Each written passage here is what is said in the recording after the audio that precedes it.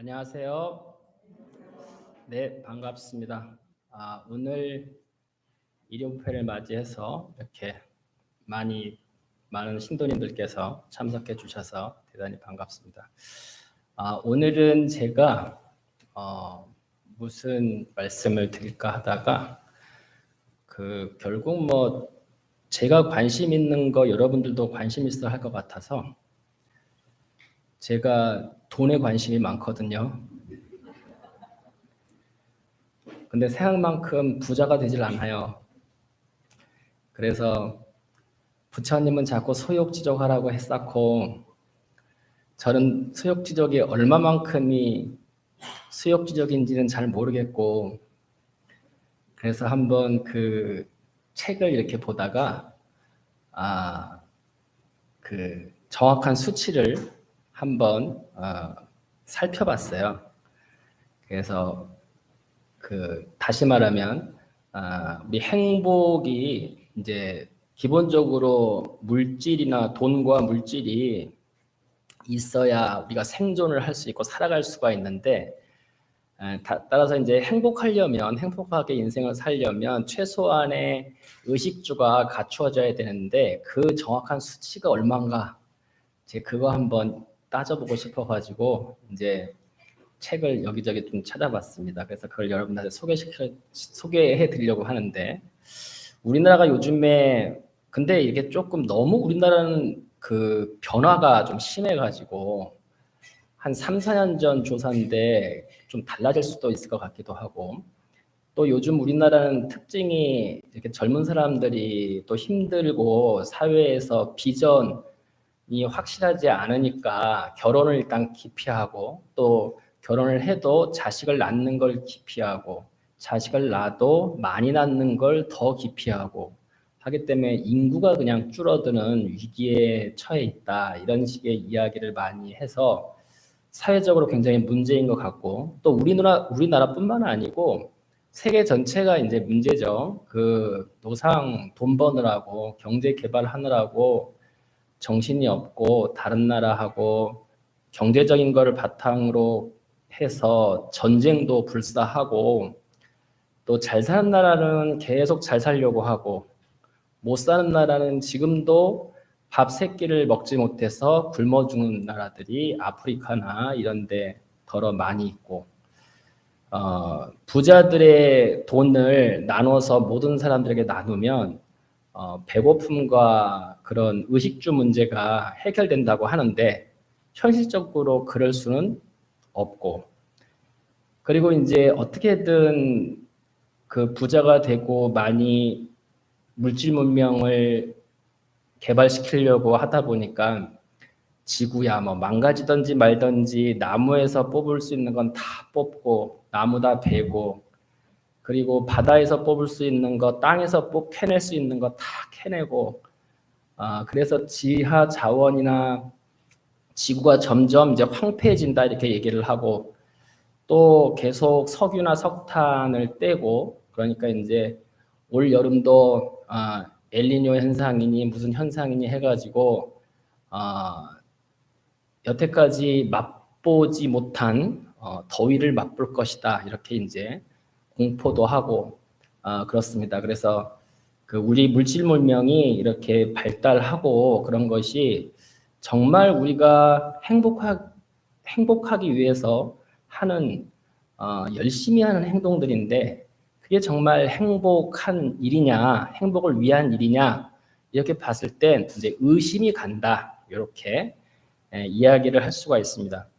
그러니까 소유가 우리가 뭔가를 소유할 때 세 가지 측면이 있대요. 첫째는 생존을 위해서 의식주를 갖춰야 되는 것처럼 그런 생존을 위한 소유가 있고 또 이제 그거를 넘어서서는 이제 즐기기 위해서 향락을 위해서 추구하는 소유가 있고 또 이제 다른 측면으로 많이 있으면 우월해 보이잖아요. 뽐나잖아요. 그리고 어떤 목표를 해서 성취감을 느끼면 상금을 타면 성취감도 느끼고 또 다른 사람을 이제 남아서 내가 쓰고 먹고 남은 것을 다른 사람들에게 또는 내 것을 필요한 사람들에게 나눠 주었을 때 내 자신에 대한 뿌듯함도 느낄 수 있고, 그래서 소유라고 하는 건 그렇게 생존을 위해서도 필요하고 뭔가 즐기기 위해서 쓰기도 하고 또 긍지, 그런 자긍심을 갖게도 한다고 합니다. 그래서 이제 생존은 이렇게 있는데, 중요한 거는 나의 즐기기 위한 그 생존의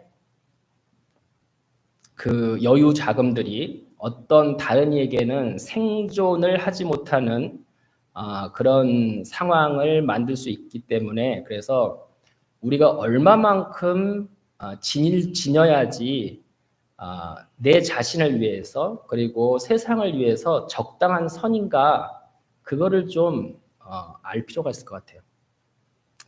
영국의 학자들이 독일 아마 기업인 것 같은데 독일 회사 독일인들 7,800명을 대상으로 이제 조사를 했는데, 아마도 뭐 어떤 기업을 하나 조사를 한 것 같아요. 이 기업이 이제 소득이 확 올라간 거예요. 한 2배, 3배 확 올라간 소득이 이제 그 기업에 있는 거죠. 그래서 그 영국 학자들이 독일인들 7,800명을 대상으로 소득이 2배, 3배 올라갔을 때 이 사람들이 얼마만큼 행복을 많이 느끼나, 요걸 한번 조사해 보니까 첫 해는 겁나 좋아하더래요. 겁나 좋아해요. 막 그냥 쓸 수 있는 게 2배, 3배 되니까 그동안 못 쓰던 것도 쓰고 필요한 것도 다 사고 굉장히 만족하더래요. 두 번째 해는 그래도 뭐 그럭저럭 괜찮다고 만족하더래요. 세 번째 해는 뭐 없는 것보단 소득 없는 것보단 전보단 낫다고 뭐 이 정도 하지만 시큰둥하대요. 네 번째 해는 뭐가 좋은지 아예 좋다는 말을 안 한대요. 그래서 사람이라는 게 이 뭔가 환경에 처해지면 문제는 아무리 좋은 것도 금방 익숙해져 버려요. 적응을 해. 이게 이제 문제다는 거죠. 그러면 그렇게 4년 지나서 좋은 거를 전혀 모르면 2배, 3배 소득이 올라갔는데도 의미가 4년 후에는 없어지는 거잖아요. 자기 소득이 2배, 3배 올라갔으면 행복도 2배, 3배 올라가야 되는데 그렇지 않다는 거죠. 그래가지고 그 미국의 경제 전문지 포브스라는 곳에서 매년 미국 갑부들 400명, 억만장자, 소위 말하는 억만장자 400명을 이렇게 선별을 한대요. 1등부터 400등까지 부자들을. 그 400명의 이제 행복 만족도, 억만장자들의 행복 만족도, 이거를 조사해 보니까 그 비슷한 그룹이 어느 그룹하고 비슷한 행복도냐면 저 동아프리카에 소똥으로 집 짓고 소 키우면서 사는 마사이족, 막 그 아프리카 초원을 막 창 들고 누비고 다니면서 사냥하는 그 마사이족이 굉장히 나름 행복하게 산대요. 그 마사이족하고 미국의 400대 그 억만장자들하고 비슷한 행복도를 느낀다라고 이렇게 조사가 됐대요. 그래서 우리 인간이 가지는 재물, 돈과 재물이 어느 선을 지나버리면 그게 행복하고는 별로, 그러니까 개인적인 돈으로 인한 행복하고는 큰 상관관계가 없다.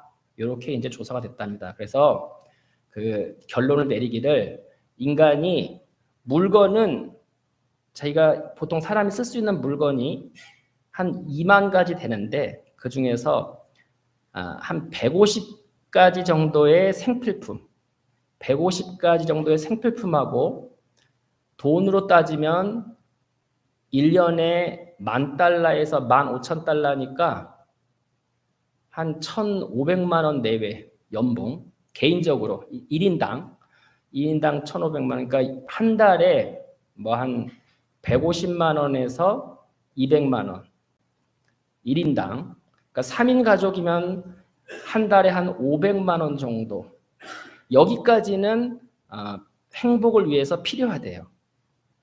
근데 그 이상은 있으면 좋고 없어도 잘 모르겠는 그 정도 선이래요.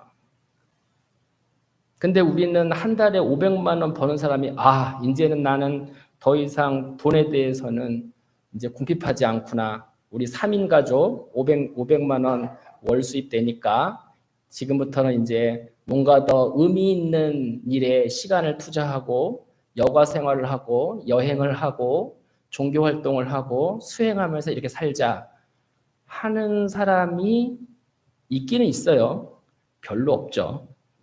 그래서 그 수치를 제가 말씀드리고 싶은 이유가 그래서 그래요. 우리가 조금만 더 내 노후, 내 교육, 내 어떤 기반, 땅, 집 이런 거 하나하나씩 챙기려고 그렇게 하다 보면 그렇게 계속 끊임없이 돈에 쪼달리면서 전전긍긍되면서 인생을 항시 뭔가 궁핍한 채로 살 수밖에 없다는 거죠. 그래서 이제 수치를 이게 사실은 우리 나라에 따라서 또는 한 3, 4년 전이니까 조금 물가도 올랐을 것 같고 약간의 변동이 있기는 하지만 그럼에도 불구하고 이제 수치를 한번 짚어보는 것은 이 정도 선에 이 정도 삶이면 돈에 의한 행복은 직접적으로 관계가 없구나. 이거를 이제 기준선을 할 필요는 있겠다 하는 생각을 합니다. 자, 그런 면에서 이제 부처님께서는 이 재물을 얻고 재물을 유지하고 재물을 쓰는 방법에 대해서 어떻게 말씀을 하셨을까? 또 이렇게 살펴보면 안고따라 니까야 빠따 깜마 왁까라는 경리에서 말씀을 하셨는데 보통 이런 재물에 대한 이야기는 제가자들한테 부처님이 하세요. 출가자들한테는 재물에 대한 이야기는 하지 않습니다. 제가 신도들한테 이야기하는 거죠.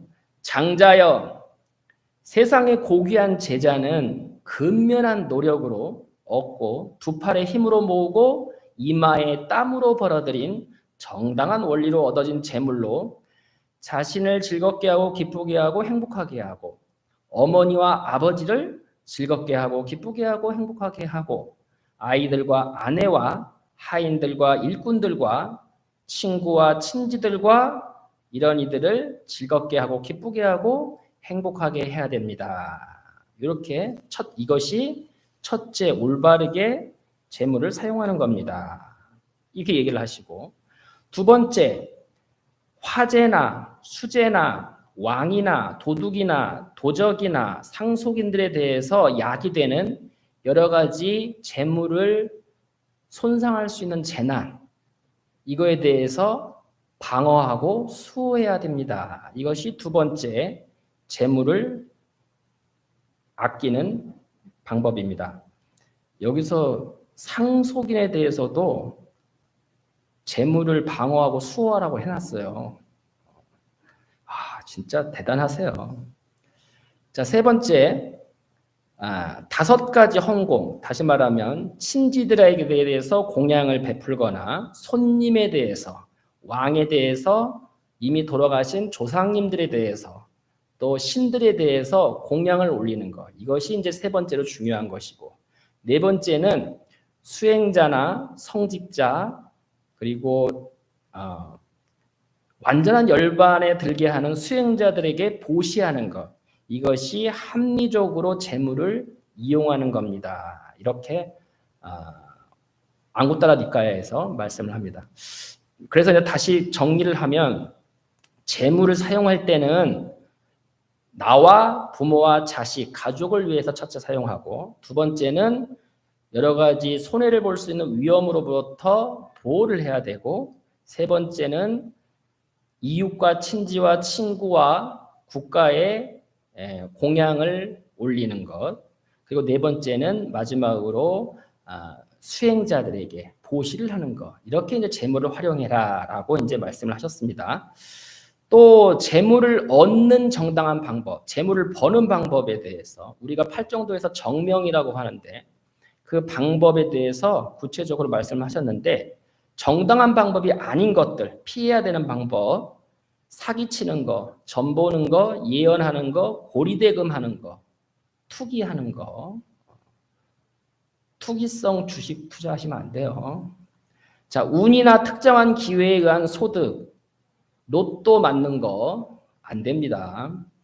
자, 무기, 사람, 고기, 술, 독극물 판매하는 거 이런 거는 올바른 직업이 아니다. 그래서 재물을 얻기 위해 노력 없이 일확천금을 노려서는 안 된다.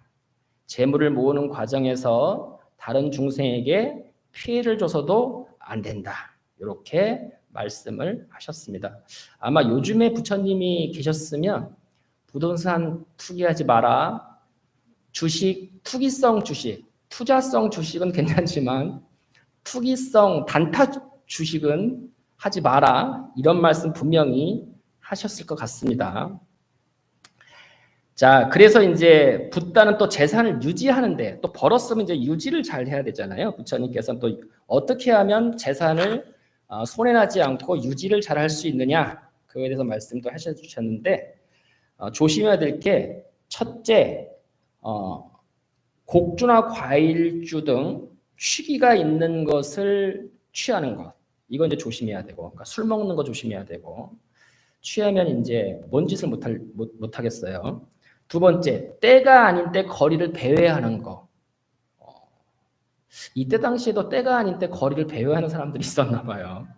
요즘만 있는 게 아니고 또 노래나 춤 등의 놀이거리를 찾아다니는 거 네 번째가 노름에 미치는 거 다섯 번째가 나쁜 친구 사귀는 거 못된 친구 사귀다가 강남 가잖아요. 여섯 번째 게으름과 나태함에 빠지는 거 이제 이거를 접하면 이거를 계속 하면 이제 재물을 유지할 수 없으니까 재물을 유지하려면 이 여섯 가지를 조심해야 된다. 그래서 이 여섯 가지를 조심하면서 벌어들인 돈을 이제 활용을 해야 되는데 그럼 재물을 쓸 때는 어떻게 재물을 활용하는 거 그러니까 재물을 활용이라고 하는 거는 쓰는 것도 있지만 재물을 다시 활용해서 더 나은 재물을 위해서 더 나은 삶을 위해서 어떻게 활용을 해야 되는가를 말씀하셨어요. 수입을 네 조각을 나누래요. 네 조각 나눠서 한 조각은 의식주 하는데 먹고 사는데 쓰고 두 번째, 세 번째 절반은 자기 직업에 재투자하래요. 재투자. 그리고 마지막 4분의 1은 미래를 위해서 저축해라. 이렇게 이제 말씀하셨어요. 굉장히 디테일하게 그때도 왜냐하면 부처님 당시에 장사하시는 분들이 많았기 때문에 큰 거상들이 많았기 때문에 아마 이제 그런 분들을 향해서 장자에 대해서 하는 거니까 장자라고 하는 것은 지금으로 말하면 큰 기업가를 얘기합니다. 그래서 그런 분들한테 이렇게 돈을 버는 방법, 정당하게 부자가 되는 방법, 또 재물을 쓰는 방법, 그리고 재물을 활용하는 방법 이렇게 법을 설해 주셨습니다. 그래서 불교는 이제 소유를 많이 하는 것에 대해서 부정하거나 거부하지는 절대 않습니다. 그리고 많이 벌고 하는 것에 대해서 권장하시죠. 좋죠. 하지만 많이 벌기만 하는 것은 절대 권장하지 않습니다. 그걸 벌었으면 분명히 자기 자신과 가족과 이웃을 위해서 그리고 더 나아가서는 국가와 사회와 그리고 수행자들을 위해서 널리 보시를 하고 공덕을 지어라. 그것이 이 재물이 가장 이윤이 남는다 이 말이죠. 이윤이. 많이 벌기만 해가지고 그게 나한테 도움되는 것이 아니라 재물을 그렇게 활용하는 것이 도움이 된다. 이거를 이제 말씀을 하십니다. 그래서 이제 우리가 재물을 많이 벌고 적게 버는 것은 복력에 따라서 다를 수는 있지만 마음은 항시 욕심을 내려놔야 된다. 재물이 많아도 욕심을 내려놓을 수 있잖아요. 재물이 없어도 욕심을 많이 가질 수 있어요. 중요한 건 욕심 자체는 재물의 많고 적음을 떠나서 자기를 힘들게 한다. 왜? 욕심이 있으면 필요한 것을 얻으려고 하는 게 아니라 얻는 자체가 필요한 거예요. 그러니까 내 욕심을 채우는 게 필요한 거지, 욕심이 많으면 필요한 것만 채우려고 하지 않아요. 욕심이 많으면 자기의 그 욕심을 채우려고 계속 재물을 원하죠. 그러다 보면 이제 재물의 노예가 된다. 그래서 소욕지적하라는 것은, 그러니까 적은 것에 만족하라라는 거 하는 것은 현실적으로 내가 여유가 있던 여유가 없던 마음은 항상 작은 거에 만족을 해야 만족하면 행복하잖아요. 그래서 그 행복을 놓치지 마라 하는 그런 말씀이다라고 이렇게 생각이 듭니다. 그래서 마지막으로 이제 이런 여러 가지 지금의 부처님 말씀이나 또는 앞에 사회 심리학자들이 이야기하는 그런 돈의 재물의 행복에 대해서 가장 잘 활용을 잘하는 사람이 누군가? 제가 제 주위에는 잘 몰라요. 누가 부자시고 어떻게 돈을 쓰시는지를 잘 몰라가지고 이제 역사 속에서 찾아보니까 가장 가까이 있는 사람이 여러분들 다 아시는 경주 최부자 때 이 집이 가장 부자이면서도 돈의 활용, 유지를 참 잘했다. 이렇게 이제 칭찬을 받는 거죠. 여러분들 다 아시겠지만. 그래서 간단히 설명을 드리면 이 집이 12대 400년에 걸쳐서 만석군이었다고 그래요. 이렇게까지 오랫동안 만석군을 하는 게 이게 쉽지 않은데요. 집안에 가훈이 있었는데 진사 이상의 벼슬을 하지 마라. 참 이거 훌륭한 것 같아요.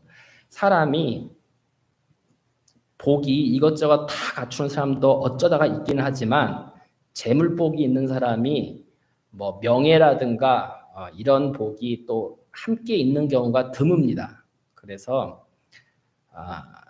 어차피 그 부자로 살면 벼슬까지 욕심내지는 마라. 이제 이런 뜻 같아요. 재산은 1년에 만석, 한 5천 가마니 정도 이상을 모으지 마라.